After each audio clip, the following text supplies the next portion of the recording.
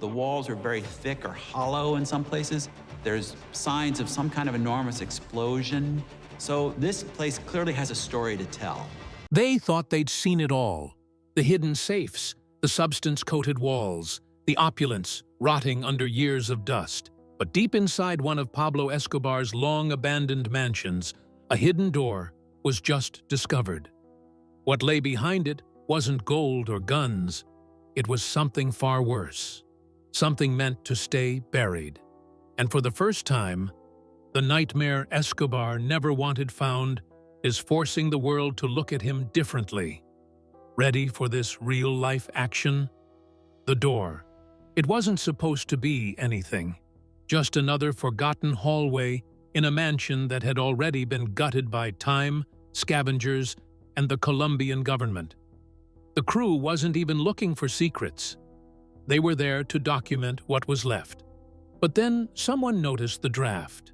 A soft, unnatural breeze seeping through a seam in the wall. Cold air. In a place sealed shut for decades.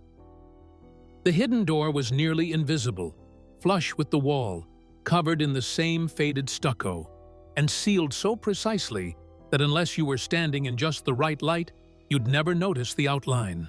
No handle, no hinges, just a faint indentation. It took them hours to pry it open without damaging the surrounding wall.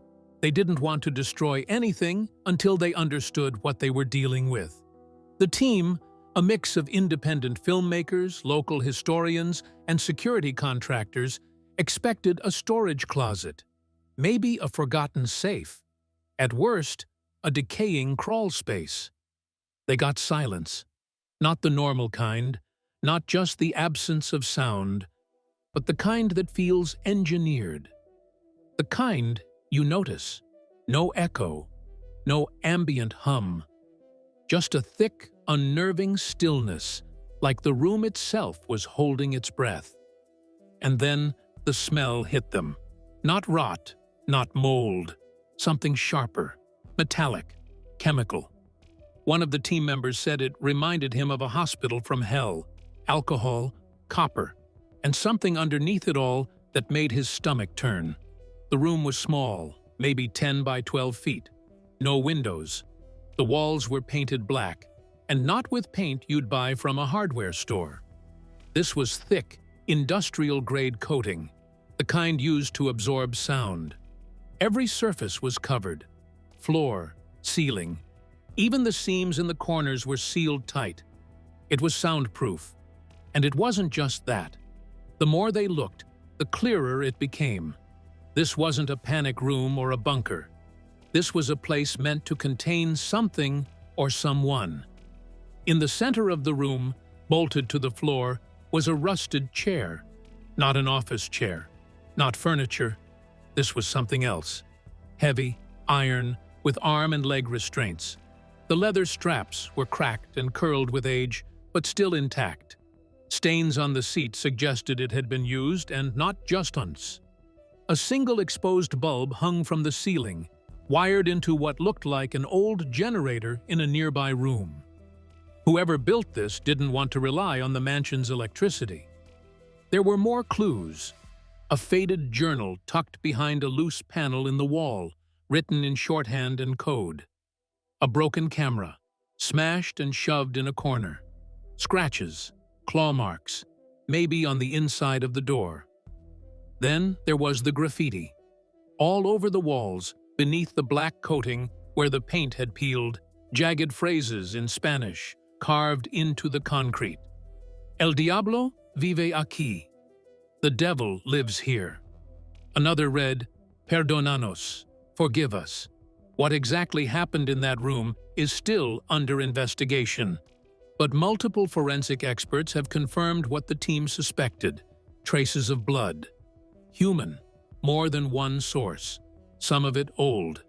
Decades. Some of it fresher than expected. Why was it hidden? Why was it sealed so completely?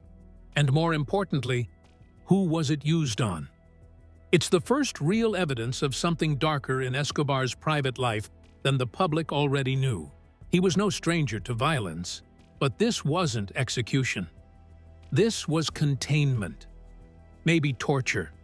Maybe worse. It's raised questions that don't have answers yet, and one that keeps echoing louder than the rest. If this room existed in one of his mansions, how many others are still out there, waiting to be found? The nightmare room. Stepping inside that hidden room was like entering a nightmare, carefully preserved in shadow. The thick black walls swallowed any light, making it feel less like a room and more like a tomb.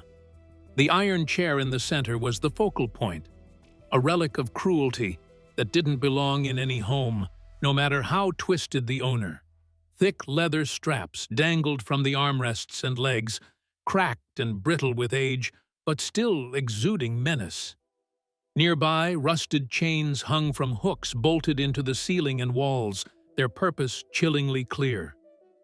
At first, no one wanted to speak about it. The team worked in silence, recording every inch, every detail, all while grappling with the weight of the discovery. The room wasn't just a place for holding someone. It was designed for torment, for psychological and physical suffering. Forensic experts later confirmed the presence of blood traces in multiple spots, some old, some more recent than anyone expected. The pattern suggested more than one victim, and perhaps more than one session. This wasn't a forgotten closet for keeping secrets. It was a place where horrors had unfolded. Inside the crumbling walls, scraps of torn fabric, discarded cigarette butts, and remnants of something that looked like a makeshift pillow were found. It was as if someone had been kept there for long stretches, perhaps held captive, restrained, stripped of any comfort but the occasional cigarette and the faint, flickering light of that single hanging bulb. This kind of setup was terrifyingly consistent with what's known about Escobar's darker side. Stories from former cartel members, informants, and even his own relatives tell of secret detention rooms used to interrogate suspected traitors, snitches, or enemies. These were not quick executions. These were calculated acts meant to break people down, extract information, or punish in ways that left no visible scars. In the wider context of Escobar's reign, this hidden torture chamber sheds new light on the methods he employed to maintain absolute control over his empire. While his public image, carefully crafted or not, often showed a man with a complicated code of honor, the truth was far more brutal. His paranoia was legendary. He knew the stakes of his business. Betrayal could mean death not just for himself, but for his family and closest allies. The hidden room represented the physical embodiment of that paranoia, a place where suspicion was dealt with in the darkest way imaginable. But what's perhaps most haunting is that this room remained undiscovered for so long. Despite decades of investigation, law enforcement raids, and the ever-watchful eyes of journalists and treasure hunters, this chamber sat hidden behind a simple door, unnoticed. The discovery forced experts and historians to rethink what else might be out there.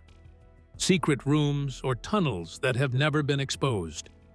If something this chilling can remain hidden for so long, what else is lurking in the shadows of Escobar's empire?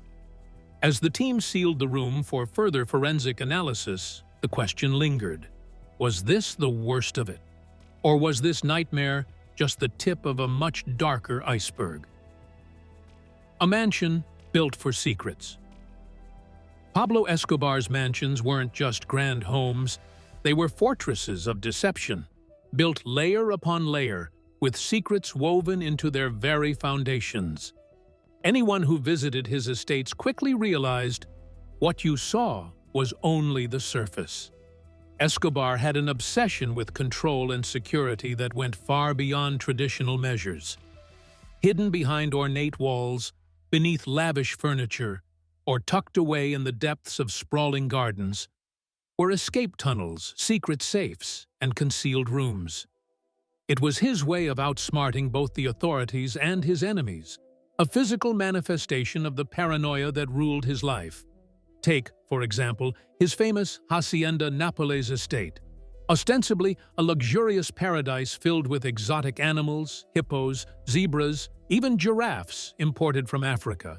It was also riddled with underground passageways, some designed for quick escapes, others for smuggling harmful substances or weapons. The estate had its own private airstrip, but it also boasted hidden hangars and concealed storage spaces where millions in cash and narcotics were reportedly kept. Inside his homes, walls hid more than just secrets. Bookshelves slid aside to reveal vaults stuffed with cash. Floors lifted to reveal storage pits. Rooms were soundproofed with industrial materials to prevent any noise from escaping.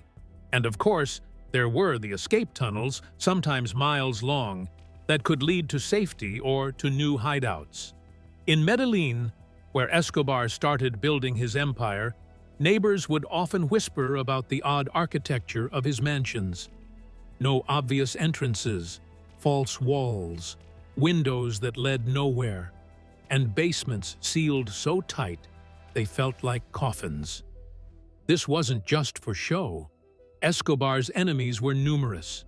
Rival cartels, paramilitary groups, even the government and assassination attempts on his life were frequent. The security measures were a means of survival, but also a reflection of the man's ever-present fear that betrayal lurked around every corner.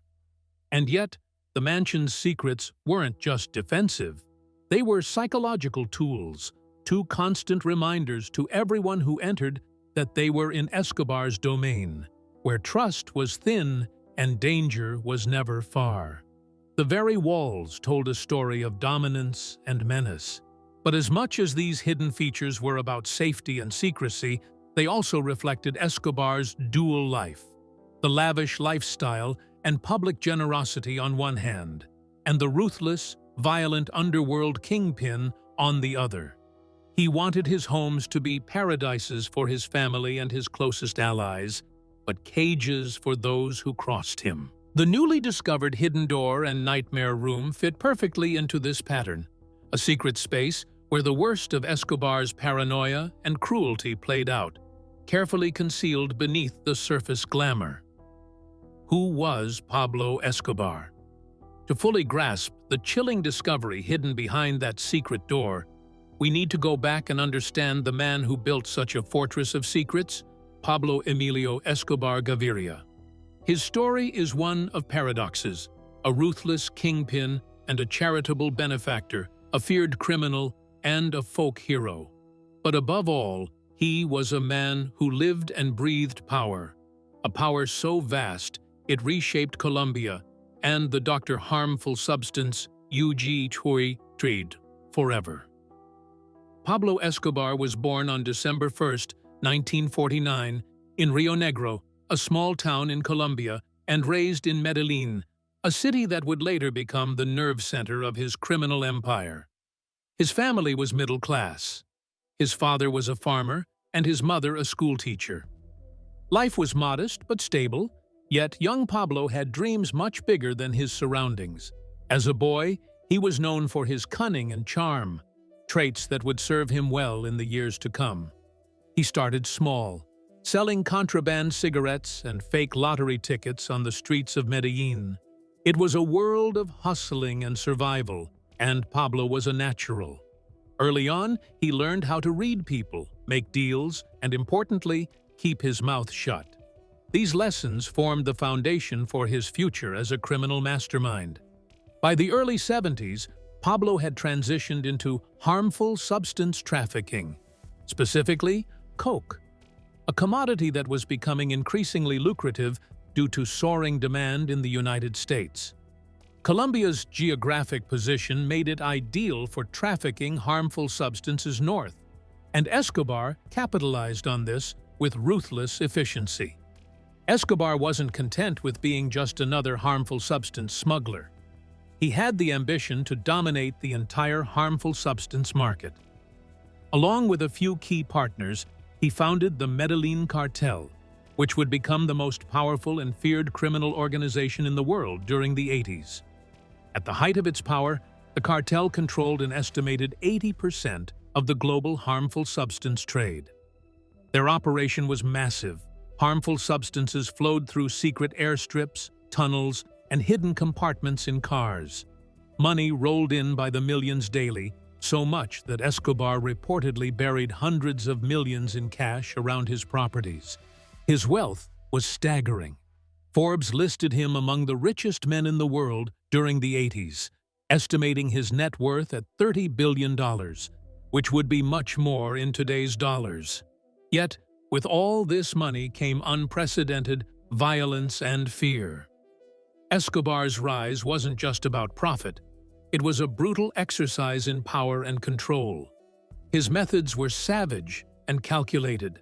When threats arose, whether from rival cartels, law enforcement, or perceived enemies, Escobar responded with overwhelming violence.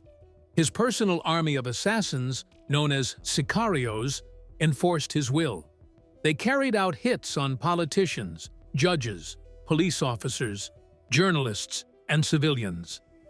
Bombings became a terrifying signature of his reign, with attacks on government buildings, airplanes, and public spaces. One of the most notorious moments was the bombing of Avianca Flight 203 in 1989, which killed over 100 people, including innocent civilians, in an attempt to assassinate a political rival. Escobar's tactics sent shockwaves throughout Colombia, plunging the country into a state of terror that lasted for years. Despite the death and destruction, Escobar was able to evade capture for over a decade. His network of bribes and corruption ran deep, and many officials turned a blind eye to his activities. He even ran for political office at one point, winning a seat as an alternate member of Colombia's Congress in 1982, a move designed to shield himself with immunity. Perhaps one of the most fascinating contradictions about Escobar was his carefully crafted public image. In Medellin, he was more than just a criminal. He was a folk hero to some. He built houses for the poor, donated to orphanages, and funded public works like soccer fields and schools. This generosity won him the affection of many locals who viewed him as a benefactor who shared his wealth with those forgotten by the government. His nickname, El Patron, the boss, was whispered with a mix of reverence and fear. But this Robin Hood image was a veneer. Beneath the charity was a man who demanded loyalty and punished betrayal with merciless cruelty. His generosity was strategic. It bought him protection and helped maintain a social base for his operations. The poor who benefited often found themselves complicit in hiding or aiding the cartel's activities, knowingly or not. For all his charisma and public displays, Escobar was a deeply paranoid man. Betrayal was something he feared above all else. Stories from former associate and cartel insiders describe a man obsessed with loyalty and control, often to the point of irrationality. This paranoia fueled the creation of spaces like the hidden room found in the mansion, places designed not just to hide wealth, but to detain, interrogate, and punish those he suspected of disloyalty. The room's soundproofing, restraints, and isolation aren't just architectural features. They are physical manifestations of a psyche shaped by fear and violence.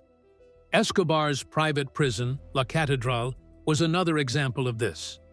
Built to his specifications after he surrendered to Colombian authorities in 1991, it was more a fortress than a jail, with luxury amenities but also strict controls to prevent escape and ensure loyalty. Yet even there, paranoia reigned. When the government tried to move him to a more secure facility, Escobar escaped, proving that no walls could hold him.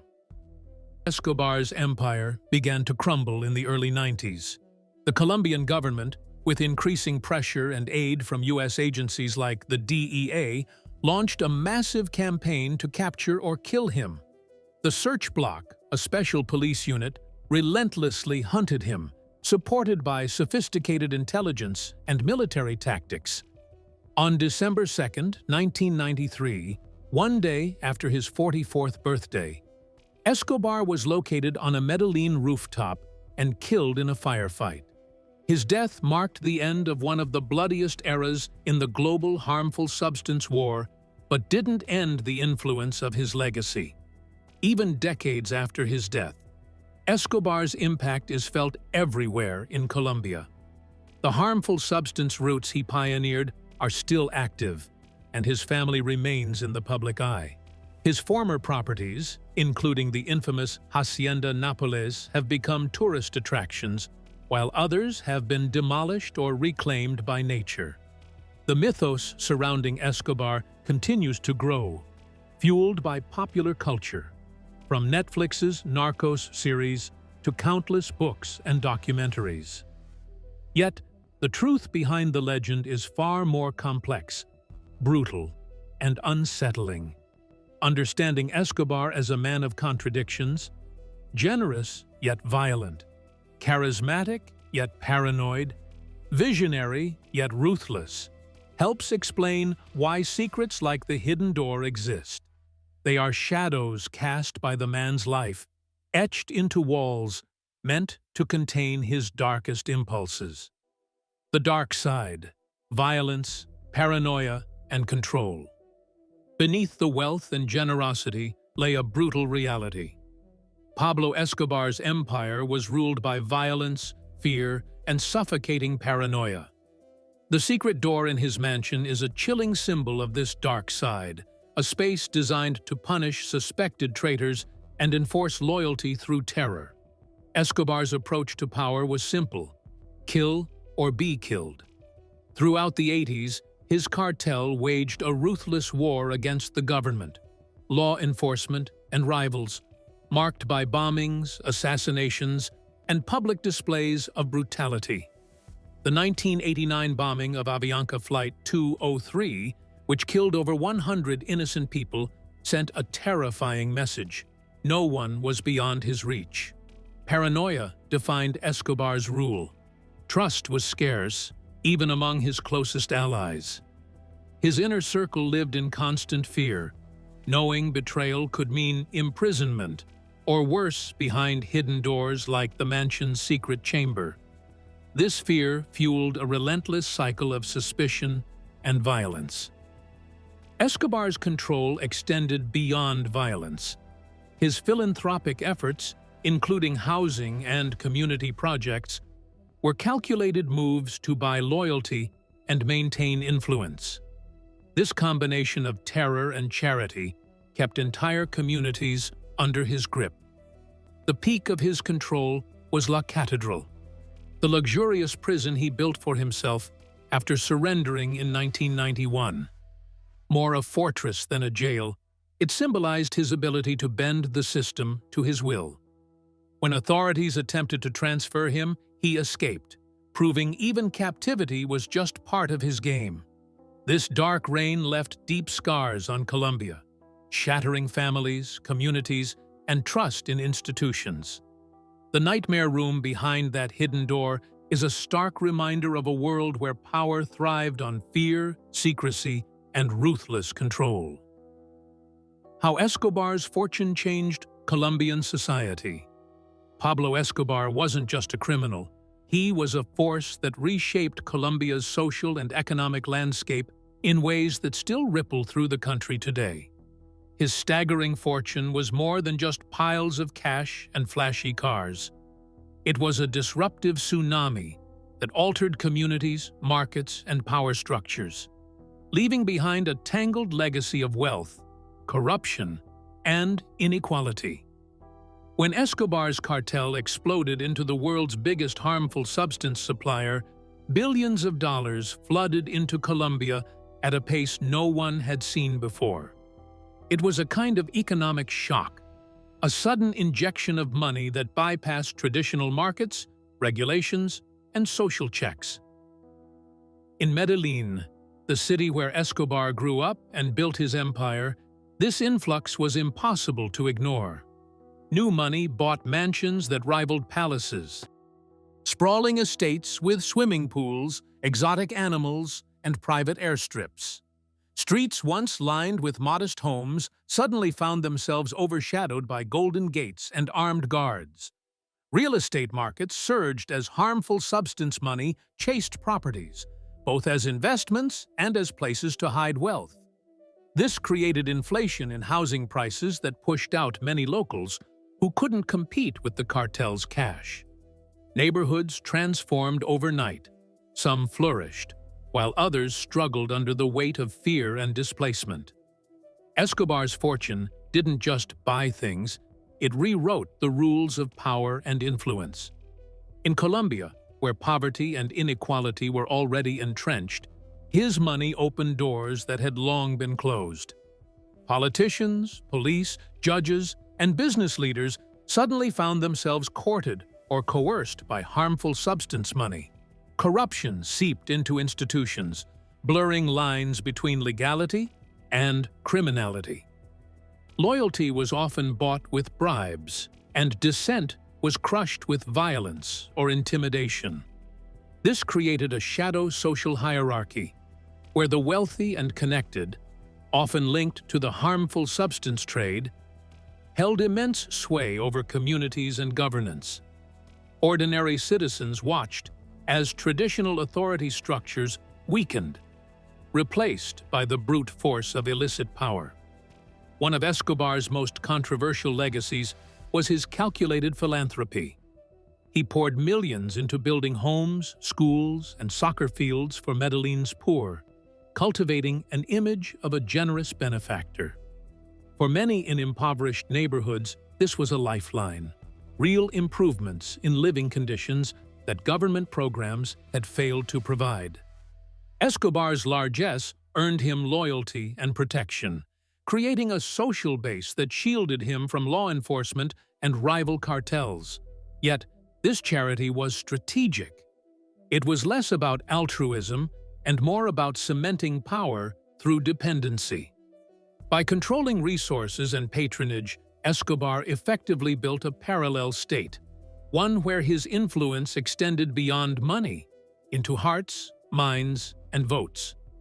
But the glittering surface masked deep problems. Escobar's fortune deepened corruption, eroded trust in institutions, and fueled violence that terrorized entire regions. Communities caught in the crossfire faced displacement, trauma, and a legacy of poverty that outlasted Escobar's reign. Government officials who resisted corruption often found themselves targets of assassination or intimidation. The social fabric of Colombia was stretched thin, with long-term consequences. The harmful substance money distorted economic incentives, discouraged legitimate investment, and entrenched inequality in new ways.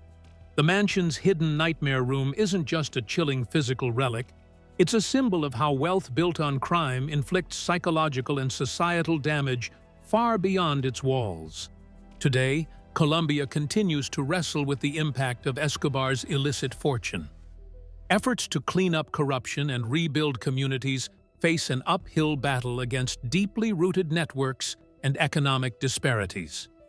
The estates, luxury properties, and even the ruins of Escobar's mansions serve as reminders, not just of a man who lived large, but of a country grappling with the complex aftermath of harmful substance money, power, and inequality.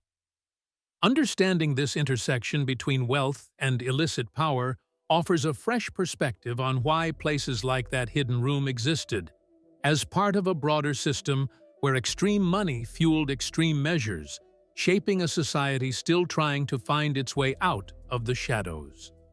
The controversies that followed. Pablo Escobar's death in 1993 didn't just close a chapter, it opened a whole book of ongoing controversies, debates, and contradictions that ripple through Colombia and the world to this day. His empire may have fallen, but the aftershocks keep shaking political, cultural, and social landscapes. Understanding these tangled legacies is crucial to making sense of that hidden nightmare room and why such dark secrets refuse to stay buried. Even decades after Escobar's fall, Colombia continues to grapple with the legacy of his harmful substance empire. The harmful substance trade didn't disappear overnight. Instead, it splintered into smaller cartels, new trafficking routes, and different faces. While the Medellin cartel was crushed, the harmful substance problem evolved rather than ended. Many Colombians still live with the consequences: violence, corruption, poverty, and distrust in institutions.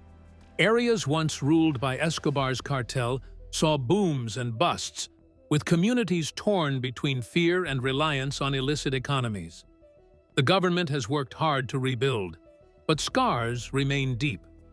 Internationally, Escobar's reign forced countries like the US to rethink their approach to harmful substance control.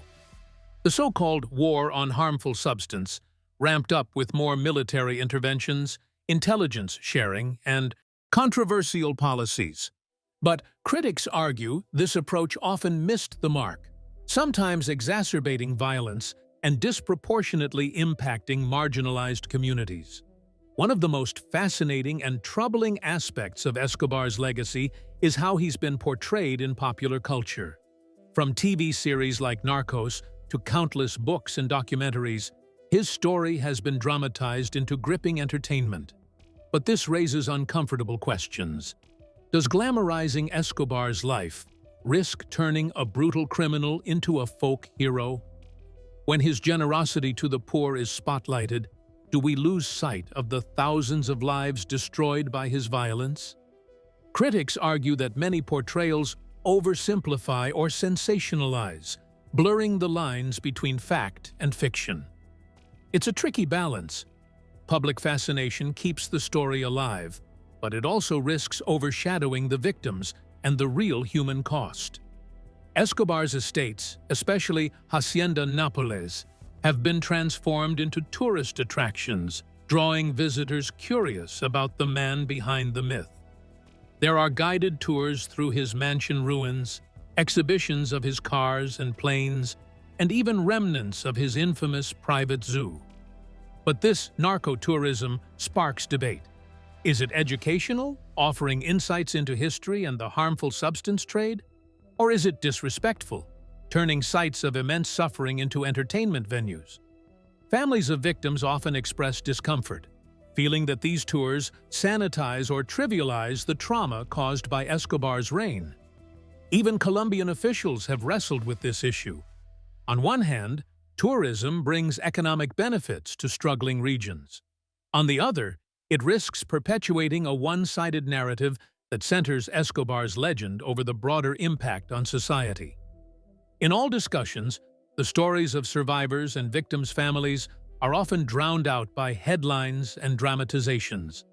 Yet, their perspectives are crucial for understanding the full picture. Many have spent years fighting for justice, recognition, and healing. They remind us that behind the harmful substance, Lord's myth, lies a trail of grief. Lives shattered, communities disrupted, futures stolen. Their resilience is a testament to the human cost of Escobar's empire. Acknowledging these voices doesn't diminish the complexity of Escobar's story. Rather, it humanizes it. It's a call to remember that history isn't just about famous figures, but about real people affected in profound ways. Ultimately, the controversies surrounding Escobar's legacy highlight a broader challenge: how to remember and learn from dark histories without glorifying them. Whether through media, tourism, or public memory, the line between education and sensationalism is thin. The discovery of that hidden nightmare room reminds us that some secrets are better understood not as curiosities, but as warnings. Stark reminders of what unchecked power and violence can unleash. As Colombia continues to heal and confront its past, the debates about Escobar's legacy will persist. The conversation is messy, painful, and necessary, because only by facing the full truth can societies move forward. The discovery of the hidden door inside Pablo Escobar's mansion reveals more than just a secret room. It exposes the terrifying reality behind a man whose wealth and power were built on violence, fear, and control. Escobar's legacy is a complex tapestry of brutality and generosity, myth and horror, deeply woven into Colombia's history.